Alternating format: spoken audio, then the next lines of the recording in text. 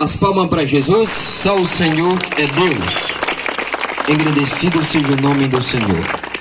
Graças a Deus, que Deus abençoe aos irmãos pelo louvor ao nosso Deus. Que Deus abençoe a todos que louvaram.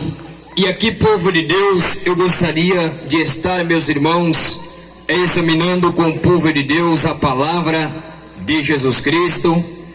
Aos amigos católicos que vão chegando, que sejam bem-vindos. A Igreja do Mistério das Sete Igrejas da Ásia agradece a presença.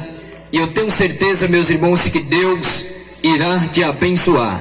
Você, amiguinho católico que chegou aqui triste, angustiado, eu tenho certeza, se você prestar atenção nessas mensagens, nesses louvores, você voltará para sua casa alegre, feliz, porque Jesus, Ele é a alegria, né? E aonde Jesus está, até a tristeza salta de alegria, né, meus irmãos? E Deus, Ele se faz presente, né? Porque a palavra de Deus, ela diz que aonde estiver 2 ou 3 reunido no nome do Senhor, Ele está no meio, né, povo de Deus? Então Ele se faz presente, porque aqui não tem só 2 nem 3, mas uma boa quantidade, acredito eu, que vieram para ouvir a palavra de Jesus Cristo. Vamos, meus irmãos, eu gostaria de estar refletindo a mensagem aonde, povo de Deus, o cristão ele deve andar. Como o cristão deve andar e como, meus irmãos, e qual o caminho.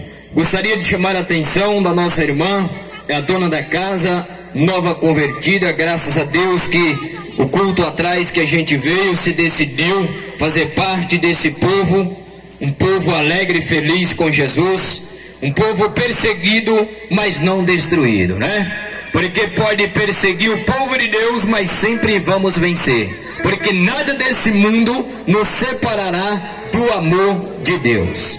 Então, eu gostaria de chamar a atenção da nossa irmã, pela graça do Senhor nessa palavra, não só dela, mas como também de todo o povo de Deus, do nosso amigo, irmão, dono da casa também, graças a Deus, que ainda não faz parte, mas apoia, graças a Deus, os trabalhos, e também não impediu para que nós aqui viesse, mas graças a Deus abriu espaço para que nós estarmos, e aqui estamos para a honra e a glória do nosso Deus.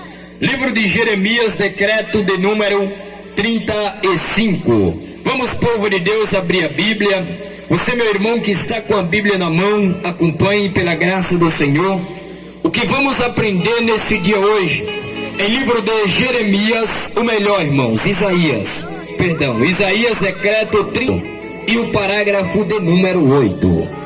Iremos aprender, povo de Deus,